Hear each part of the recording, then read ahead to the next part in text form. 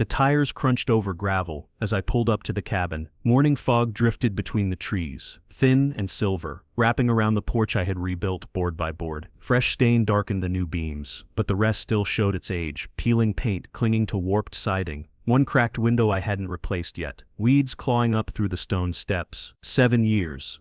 7 years of weekends, of scraped knuckles, of empty bank accounts. I shut off the engine and sat there for a second, listening to the woods breathe.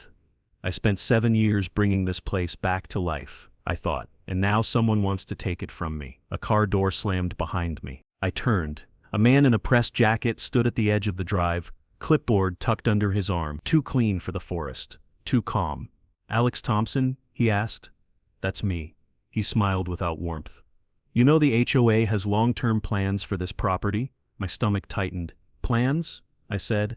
"This is my land." He stepped closer, eyes drifting toward the porch, the roof, the new chimney stone. "Maybe," he said slowly, "but you shouldn't get in the way." Anger flared, but I kept my voice steady. "Get off my driveway." His smile didn't fade. I unlocked the cabin and went inside. Dust motes floated in sunbeams. On the mantel sat an old hammer, rusted head, worn grip, next to a faded photo of my grandfather standing right where I was now. My chest tightened. This isn't just about a building, I thought. It's every night, every weekend, every dollar I poured into this cabin. Outside, the man's engine started, and I knew this wasn't a misunderstanding. It was the beginning of a fight. The first time I saw the cabin, it looked like a ghost. Roof sagging, windows boarded, the porch barely holding together. The paint had long given up on the siding, and weeds clawed through the stone steps like they owned the place. I remember thinking, this could be home again. My grandfather had built the cabin with his own hands decades ago. Summer mornings were spent learning to hammer, to saw, to measure. I was just a kid then, but even then I felt the weight of what he created. Every plank, every nail, it carried a story. When my parents passed, the cabin came to me. It wasn't about the money. I had barely enough to pay rent in the city, and nights sleeping in my car became routine. I remember laying on the hood, staring up at the stars, listening to rain pounding on the metal roof while I planned how to lift the sagging beams, fix the windows, and bring warmth back inside. I spent weekends clearing overgrowth, hauling lumber, scraping paint, patching holes that swallowed sunlight. Contractors shook their heads at my insistence to do it myself, but I wanted every repair to carry my own hands, my own sweat. Even then, I noticed signs of change in the neighborhood. The HOA was forming, subtle at first. A flyer here, a meeting there. I ignored it. My focus was the cabin, my family's legacy. Every night as I eyed the creaking stairs, I would pause by the window I had finally fixed, the sunlight spilling across the floorboards. I made a vow there, soft but steady: no one will take this from me. Not now, not ever. That cabin wasn't just wood and nails. It was memories, sweat, love, and it was mine to protect. I traced the grain of the repaired window, sunlight warming my fingers, and whispered to the empty room. 7 years, and I'm just getting started. I found the letter slipped under my door the day after the man with the clipboard left. The HOA's seal stared up at me from the envelope like a warning.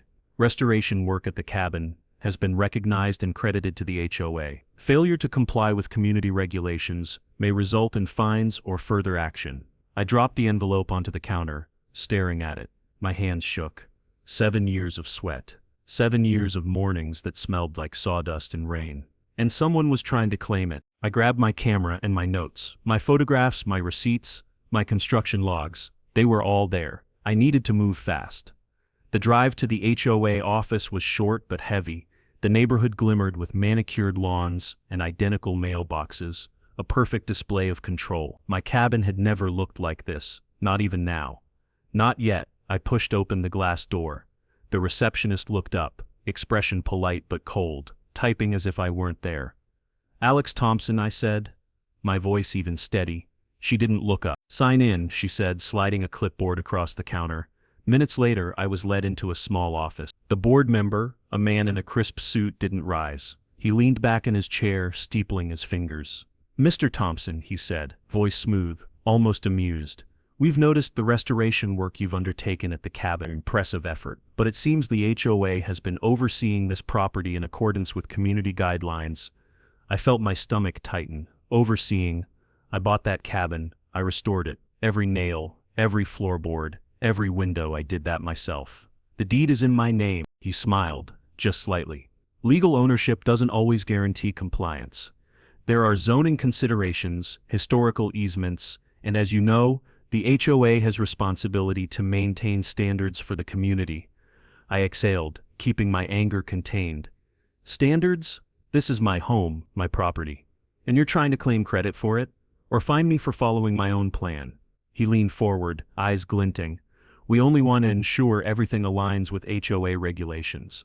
You understand, of course, that non-compliance can result in penalties. I pulled out my camera. I've documented every step, every repair, every improvement. I have receipts, photographs, contracts with suppliers. I have the original deed, and if necessary, I will take this to the county to show beyond a doubt that this cabin is mine. He raised a brow, unfazed. We'll see, Mr. Thompson, but it's not just your word against ours. These records, he gestured vaguely toward a shelf of binders behind him, can be interpreted in many ways. I snapped a photo of the room, the filing cabinets, the polished desk, everything. My mind raced. I had to gather every piece of evidence, every detail. They could not take this from me. As I left, he smiled again, the same cold, calculated smile. Good luck with your documentation. You'll need it. I stepped outside, the sun hitting my face through the few broken clouds. My hands were still shaking, not from fear, but from the surge of adrenaline, the taste of the fight ahead. I knew one thing. This wasn't going away. Not quietly. The cabin was mine, and I would prove it. It started small. A flyer pinned to the community bulletin board. Crisp and official. HOA completes restoration of forest property, a model for the neighborhood. I stared at it, disbelief pinching my chest. Every beam, every window, every hand-laid stone was mine. Mine. And now the HOA was standing in the middle of the town hall, taking credit for it. I drove past the park where neighbors gathered. Quiet whispers followed me, heads turned. Smiles that didn't reach eyes. Some nodded politely, others avoided me. I felt the isolation settle around my shoulders like wet cloth. Then the notices started arriving. Stop work orders, citations, warnings of fines. Each envelope felt heavier than the last. Inspectors came unannounced, measuring, photographing, commenting on violations that didn't exist. One afternoon I went to grab a tool from the shed, my favorite hammer, the one I'd inherited from my grandfather, gone. Just a space on the pegboard where it had hung for years. A neighbor passing by shrugged, didn't see anything. I started leaving nothing outside. Every nail, every piece of wood, even the plans on my workbench, all locked away or hidden. My weekends became a blur of hiding, repairing, documenting. Bills piled up. Contractors reminded me that labor and materials cost money, and I had already stretched myself thin. I was living on takeout, skipping sleep, counting pennies. Every evening I collapsed in the cabin, exhaustion and frustration heavy in my bones. Late one night I sat cross-legged on the floor, candlelight flickering against the walls I'd rebuilt. I pulled out the HOA bylaws, flipping through dense paragraphs about community oversight, common interest ownership, responsibility to maintain aesthetic integrity. Every word felt like a trap. I read them again and again, highlighting passages, making notes, cross-referencing with my deed, my photographs, my contracts. My eyes stung, my hands shook. I felt the first real taste of despair creeping in. What if all this work, all these years, were not enough? And then, in the quiet, I allowed myself to think about giving up. Just a second, a thought passing through like a shadow. Let them have it, walk away. But I remembered the nights in the rain, the blood on my hands from hammering, the laughter of my grandfather teaching me to measure twice and cut once. I remembered the smell of sawdust in the mornings, the first glimmer of sunlight through a repaired window. I clenched my fists. No, not now, not ever. I stood brushing sawdust from my sleeves and whispered to the empty room, if they want a fight, they've got one. Every step, every nail, every photo will be my answer. I'll prove this cabin is mine. Outside, the wind rattled the loose boards of the old porch. Somewhere in the distance, an inspector's clipboard banged against a fence. The world had turned against me, quiet but constant, and yet, in the suffocating tension, a small flame burned inside me. Determination, focus. The fight was only beginning. The first thing I did was stop working on the cabin. That hurt more than the notices. Every loose board I left untouched felt like surrender, but I knew better now. If the HOA wanted paperwork, I would drown them in it. I drove into town and sat in a parking lot outside a law office for almost 10 minutes before going in. My reflection in the windshield looked older than it had a month ago, shadowed eyes, sawdust still ground into my knuckles. The sign read, Morris and Keene, Property Law. Inside, a woman with silver-streaked hair and sharp glasses skimmed my documents in silence. "How long have you owned the property?" she asked. 7 years. "And the HOA?" "Formed 2 years after I bought it." She looked up. "That's important." My pulse quickened. "They're claiming restoration credit," I said, "threatening zoning violations. Stop work orders." She tapped the deed copy I'd brought. "If this is legitimate, and it looks like it is, they don't get to rewrite history. But we need originals, county records, surveys, everything." For the first time in weeks, someone wasn't smirking at me. She believed me. That night, I tore apart the storage trunk my parents had kept in the garage. Tax files, old letters, yellowed photographs, and then at the bottom, an envelope with my grandfather's handwriting. Inside was the original deed. Not a photocopy, the real thing. My hands shook as I held it.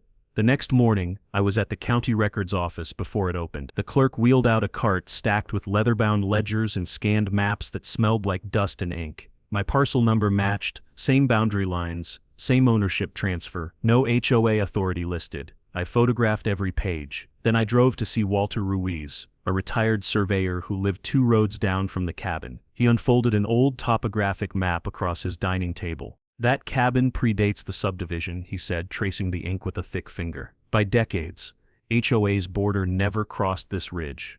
"Can you certify that?" He smiled.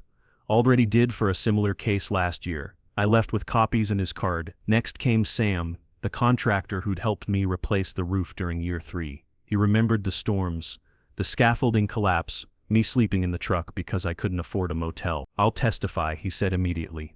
"Anyone says the HOA did that work is lying." Word started spreading, not loudly but quietly.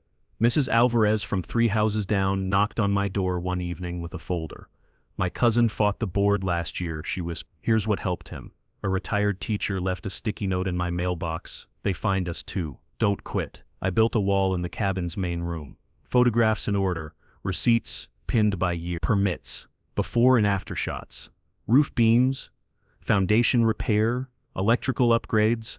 7 years of proof staring back at me. For the first time since the clipboard man showed up, I could breathe. I stood there late that night, the fireplace cold, moonlight slipping through the windows I'd replaced myself.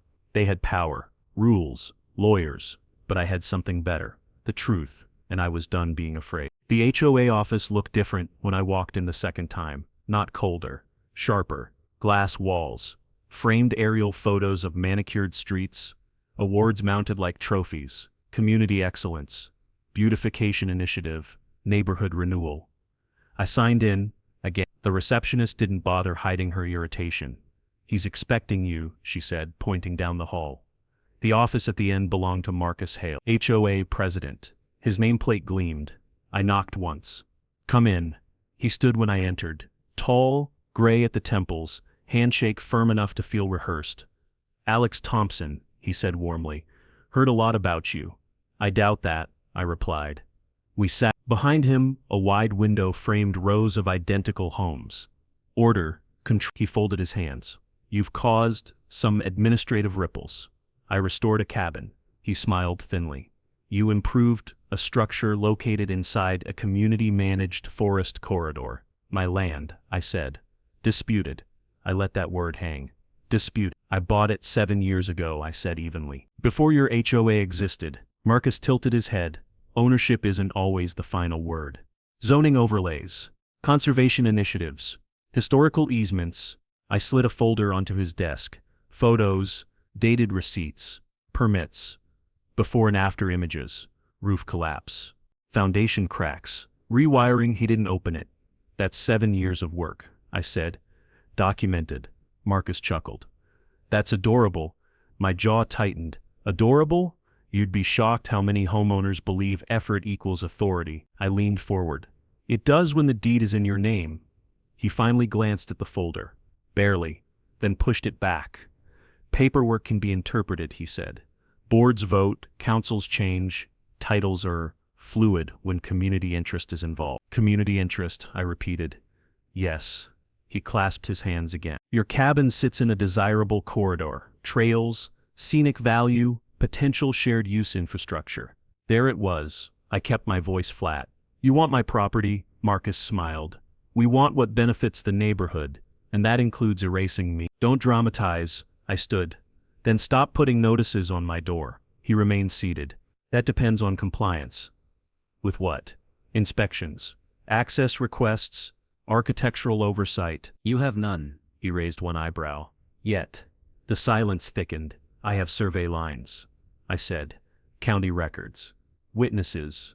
Marcus laughed, short, dismissive. You hired a surveyor? He worked this land before your board existed. Marcus shook his head. Independent consultants are cute, but associations have influence. Is that a threat? No, he said softly. A forecast. I gathered my folder. You don't get to rewrite 7 years of my life. Marcus leaned forward. You'd be amazed how often people discover they don't own what they think they do. I walked out before my hands betrayed me. The lawyer didn't interrupt. She let me pace. Her office smelled like coffee and old paper. They want the land, I said. Trails, public access, community use. She nodded slowly. Common tactic. They mocked my records. They will? They hinted zoning can shift. It can, she said, but not retroactively without process. They threatened access inspections. That's intimidation. I stopped. They mentioned liens. That got her attention. She folded her hands. Did they put it in writing? No. They will. Silence. Then good. I stared. She smiled thinly. Threats create trails. She pulled a legal pad closer. From now on, every notice gets copied, every inspector logged, every voicemail recorded.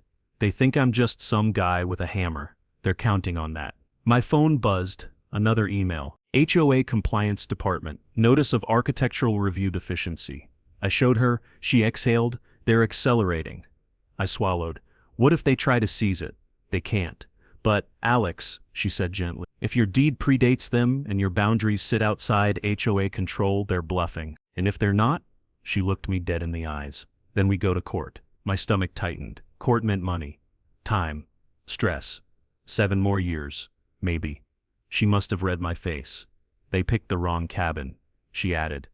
Back home, I walked the property line with stakes and tape, marked every boundary. Photographed each marker. The woods felt closer than usual, like they were listening. I found another notice taped to my door. Stop work, unapproved structural modifications. I ripped it down, then flattened it, then photographed it. Inside, my evidence wall stared back. 7 years. Receipts curling at the edges. Storm photos, blueprints, tax statements. The original deed sat in a plastic sleeve. I ran my thumb across my grandfather's signature. They don't get this, I whispered. They don't get us. My phone rang. Marcus A. I didn't answer. The voicemail came seconds later. Smooth, polite. Miss Thompson, our board will be discussing your structure at the next meeting. I suggest attendance. I saved it, forwarded it. My lawyer replied. 3 minutes later, prepare for litigation. I stood in the middle of the cabin. The boards creaked. Wind slid through the trees. They wanted a quiet surrender. A tired homeowner. Someone afraid of forms and committees. They'd chosen wrong. I shut off the lights. Locked the door. And for the first time since this started, I smiled. The county zoning chamber didn't look like a battlefield. That made it worse. Polished wood benches, flags in the corners, a seal mounted behind the vase days, fluorescent lights, buzzing softly overhead. A place built for rules and order, and today, for war. I sat beside my attorney, hands folded tight in my lap, trying not to show how fast my pulse was moving. Across the aisle, the HOA delegation had arrived in force. 3 lawyers, 2 assistants, Marcus Hale at the center, calm, immaculate, hands clasped, as if attending a charity luncheon. He didn't look at me. That scared me more than if he had. The clerk called the case number. The judge, gray-haired, sharp-eyed, adjusted her glasses. Board will now hear arguments regarding parcel designation, restoration authority, and HOA jurisdiction over the Thompson property. My stomach tightened. 7 years, reduced to 3 nouns. The HOA attorney stood first, tall, confident, voice trained to sound reasonable. Our association undertook a community revitalization initiative within a forest corridor designated for shared recreational access, he said. Mr. Thompson's structure is situated squarely within that zone. He clicked a remote. A map appeared on the projector, highlighted in yellow. My cabin sat in the middle. My lawyer leaned toward me. That boundary is wrong, she whispered. The attorney continued. The HOA oversaw stabilization efforts to prevent environmental degradation. Structural improvements were completed using association-approved guidelines. I clenched my jaw. Lies? Smooth ones. Marcus finally looked at me. Just long enough to smile. The attorney shifted tone. Furthermore, Mr. Thompson failed to submit architectural review requests, resulting in unsafe modifications. Another slide. Photos of my cabin, angles that made the roofline look crooked. The porch caught mid-repair. Cherry-picked moments. My attorney stood. Selective photography is not evidence of ownership or authority. The judge nodded once. Continue. The HOA called their first witness, an inspector.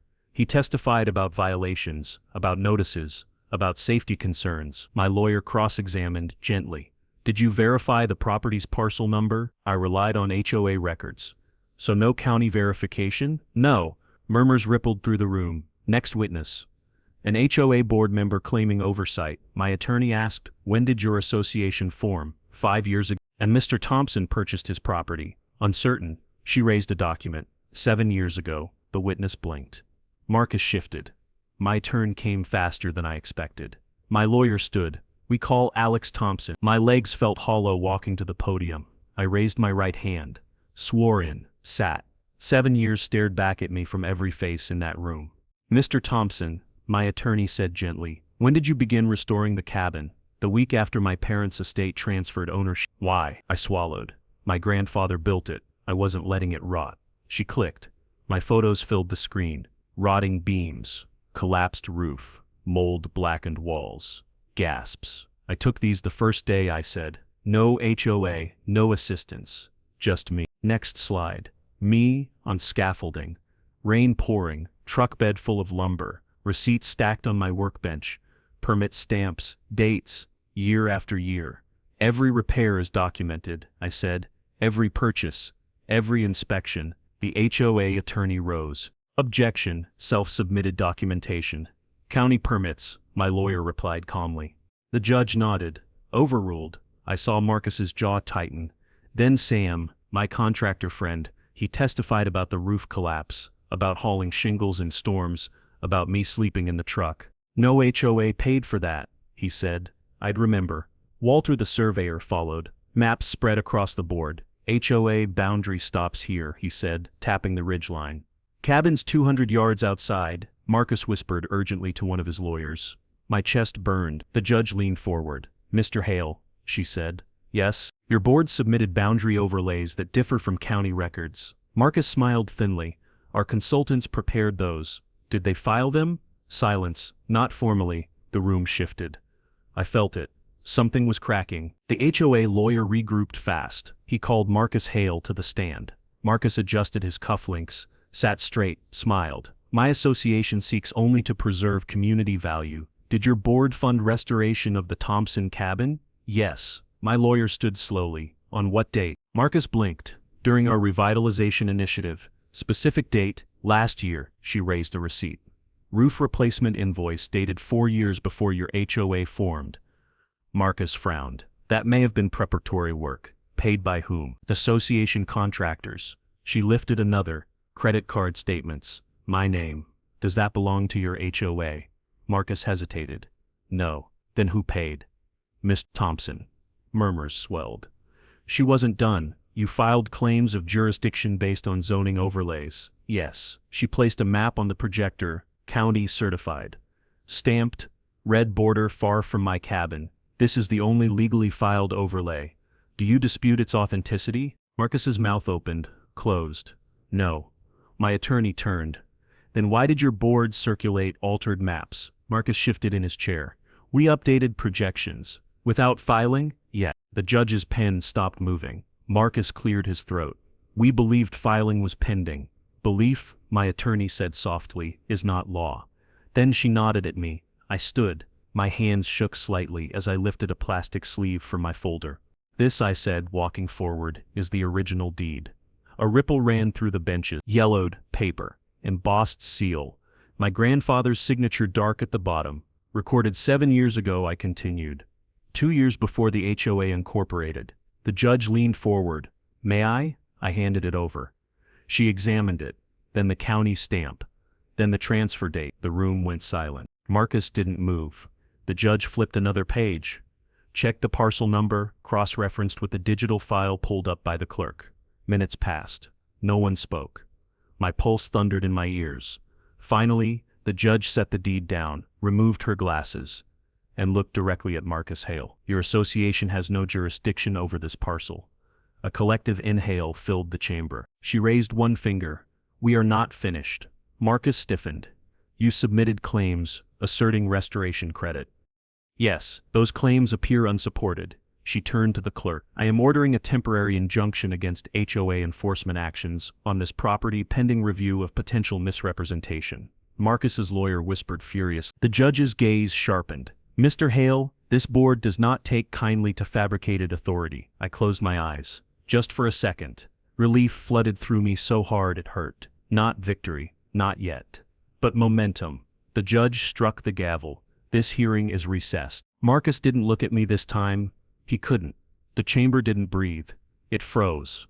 Every person, lawyers, clerks, neighbors, board members held perfectly still while the judge's eyes stayed on the deed in her hands. Marcus Hale's fingers twitched once on the table. The judge slid the yellowed paper back into its sleeve with deliberate care. Mr. Thompson, she said, this document predates the HOA's incorporation by 2 years. County boundaries confirm your parcel exists entirely outside the association's jurisdiction. I didn't move, didn't blink, she continued. The board therefore lacks authority to issue citations, inspections, fines, architectural restrictions, or restoration claims on this property. A sound escaped the benches behind me. Relief, disbelief. Someone whispered my name. The judge lifted her chin. All enforcement actions against the Thompson property are hereby nullified. The gavel came down once, sharp, final. Applause burst out before she could even warn the room. Not polite clapping, real clapping, hands striking wood benches, low whistles. Someone said, about time. My lawyer squeezed my forearm so hard it almost hurt. Across the aisle the HOA attorneys leaned toward Marcus in frantic murmurs. One of them rubbed his temple, another stared down at his notes like they'd betrayed him. Marcus sat perfectly still, like a statue someone had forgotten to finish carving. The judge wasn't done. Additionally, she said, this board is referring the HOA's submissions to the County Oversight Committee for review of misrepresentation and boundary falsification. Marcus's jaw flexed. A board member 2 seats down from him muttered something sharp. The judge looked directly at him.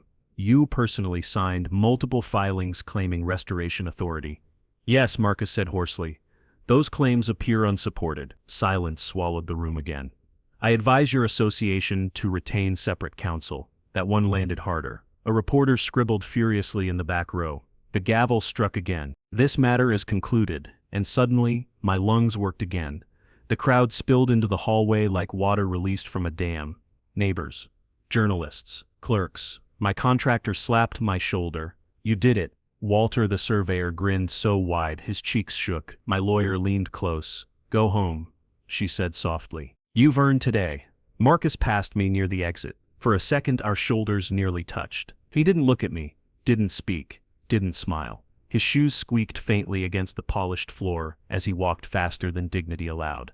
Outside, sunlight hit my face so bright it hurt. For weeks I'd lived inside paperwork and fear. Now, sky, air, wind. I stood on the courthouse steps and laughed. Once. Short, almost hysterical. Then I stopped. Because my hands were shaking. Not from fear, from release. The road, back to the woods, felt different, lighter. Trees blurred past my windows. The closer I got, the quieter my thoughts became. No rehearsed arguments. No contingency plans. No mental countdown to inspectors, just gravel crunching under tires. I parked, got out, and stood there. The cabin looked the same porch, same beams, same repaired chimney stone. But something invisible had shifted, like the land itself had exhaled. I unlocked the door. Inside, dust floated through the late afternoon sun. I stepped slowly through each room, touched the door frame I'd rebuilt, ran my hand across the mantel, pressed my palm to the windowsill I'd carved smooth with my own tools. 7 years, 7 winters, 7 summers.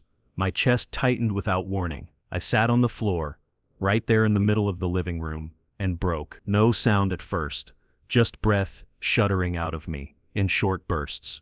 Then my face folded. Tears hit the wood. Hot, messy, uncontrolled. I covered my mouth with my sleeve and laughed and cried at the same time. "They didn't take you," I whispered. "They didn't take us." Outside, tires rolled over gravel. A car stopped. Then another. Mrs. Alvarez stepped out holding a paper bag. Behind her came Sam, then the retired teacher from down the road. Someone clapped once. Awkward. Then again. Soon, the porch filled with quiet smiles. "You won," Sam said. Mrs. Alvarez hugged me before I could stop her. "They tried that on my cousin too," she murmured. "You showed them." I wiped my face, laughed weakly. Guess I wasn't as alone as I thought. Word traveled fast. By sunset, half the road knew. Cars slowed, waves came through open windows. One neighbor yelled, "Good for you." I leaned against the porch rail. Breathing. Actually breathing. Somewhere down the road, Marcus Hale's black sedan crawled past. Slow. He stared straight ahead, didn't acknowledge the cluster of people on my porch. Didn't acknowledge me. His power, so loud weeks ago, had shrunk into something thin and brittle. When the cars cleared, I went back inside. The house was quiet again. I walked to the mantel, picked up my grandfather's hammer, held it for a long time, then set it back. Outside, the woods whispered in the breeze. For the first time since the clipboard man stepped onto my driveway, I slept that night without rehearsing tomorrow. The cabin creaked, settled, lived, and so did. The county didn't move fast. It moved carefully, which was worse for the HOA. 3 weeks after the hearing, a white envelope arrived in my mailbox. Thicker than the usual notices, stamped with a seal instead of threats. County Oversight Committee formal review initiated. I stood on the porch reading it twice, the paper fluttering in the breeze like it was trying to escape my hands. Behind that letter came others. News articles, public agendas, meeting schedules posted on lamp posts and library boards. HOA finances to be audited. Boundary filings under review. Resignations expected. I didn't celebrate. Not yet. Justice, I was learning, didn't explode. It seeped. It drained power slowly, the way water undermines a dam, long before the concrete finally splits. Marcus Hale stopped appearing in public first. The man who once strutted through hearings with tailored suits vanished from board photos overnight. Then 2 board members resigned for personal reasons. Another stepped down pending investigation. At the grocery store, people whispered louder than they used to. "That's the one who tried to take the cabin." County's combing through everything. I heard they altered maps. I kept my head down, worked, repaired a loose step, rehung the shed door. Ordinary things felt sacred now. A month later, my lawyer called. "They've been fined." For what? Improper filings, misrepresentation to county agencies, unauthorized enforcement actions. I closed my eyes. "How much?" she whistled softly. "Enough to hurt." The next document came framed. A certified county order declaring my parcel exempt from HOA authority, not temporarily, permanently.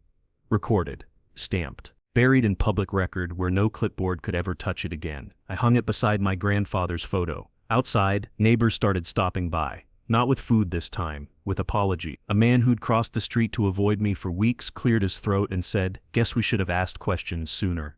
A woman from 2 houses down admitted, "They told us you were cutting corners." Didn't sound right, but people listened to boards.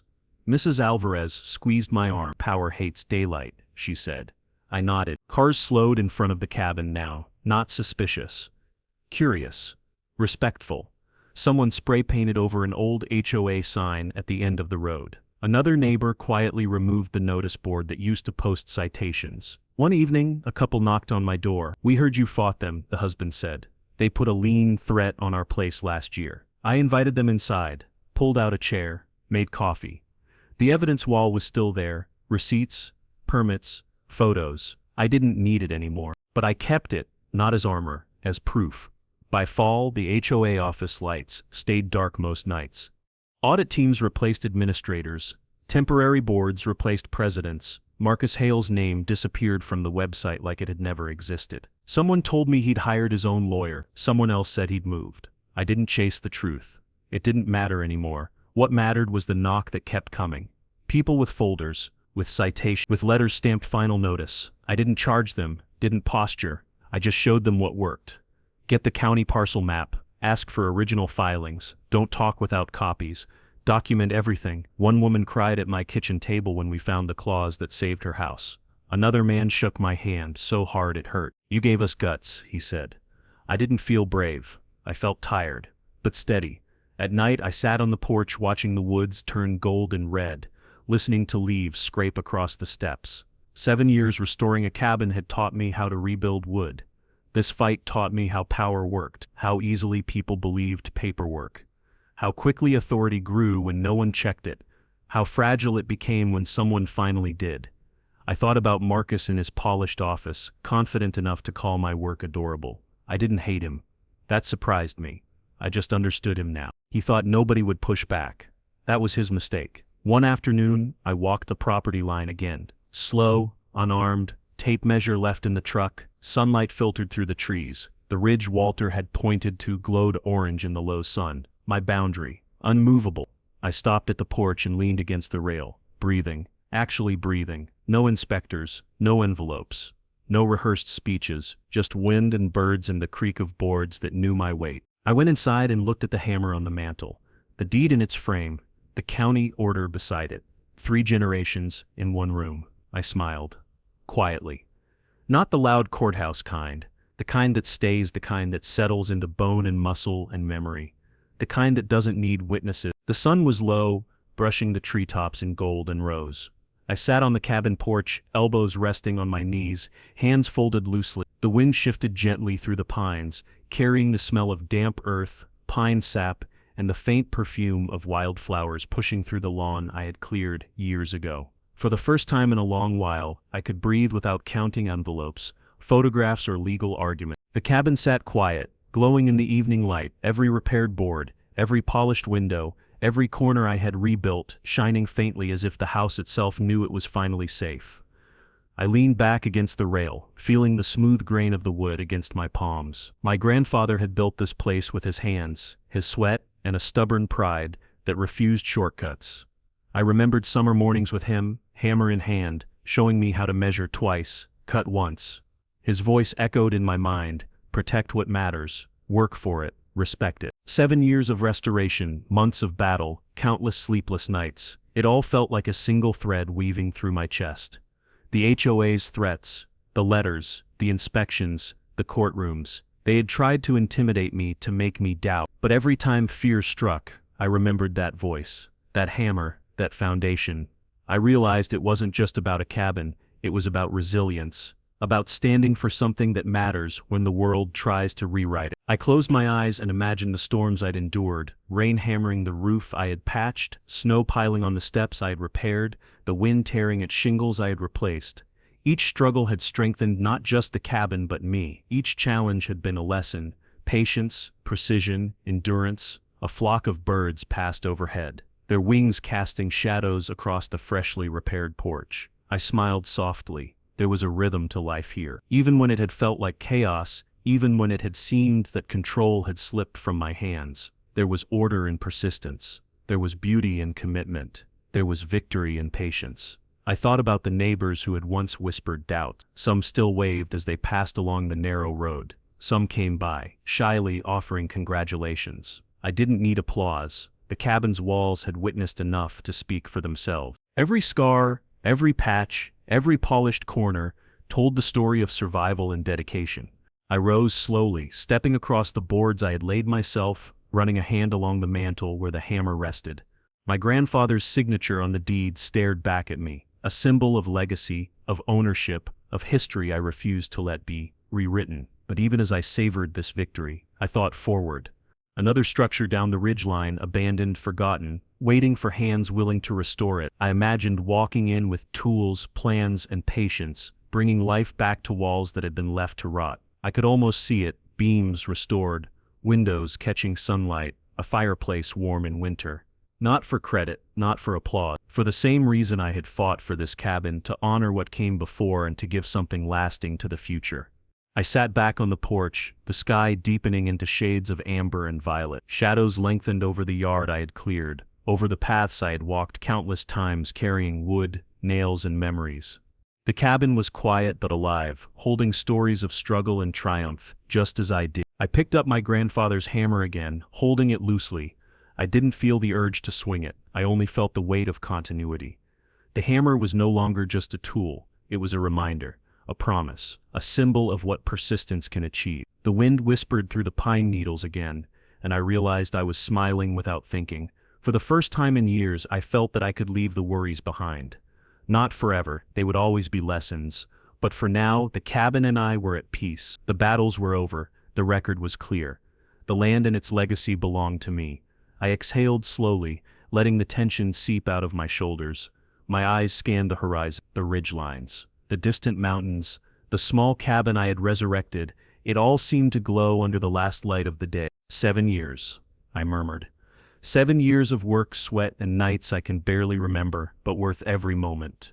I leaned back one last time, letting the weight of the journey settle into me. I understood now that standing your ground isn't about rage or confrontation. It's about clarity, patience, and refusing to let the world take what is yours when you know it is right. The wind picked up again, carrying a soft rustle of leaves through the yard. The cabin's walls creaked faintly in response, a living echo of all the nights I had labored here, of every nail driven, every floorboard replaced. I knew there would be other fights, other challenges. But for tonight, the cabin and I were whole. The deed was secure, the legacy preserved, and I had learned that victory is not always loud, it is patient, quiet, enduring. I stood brushing sawdust from my sleeve. One last look at the glowing windows, the repaired porch, the yard bathed in twilight. The cabin had survived storms, bureaucracy, and doubt. So had I. With the hammer resting at my side and the sunset painting the horizon in streaks of amber and rose, I whispered to the empty yard, "This is ours, and we will always stand our ground." And in the quiet that followed, the cabin seemed to answer back, alive and steady, ready for whatever came next.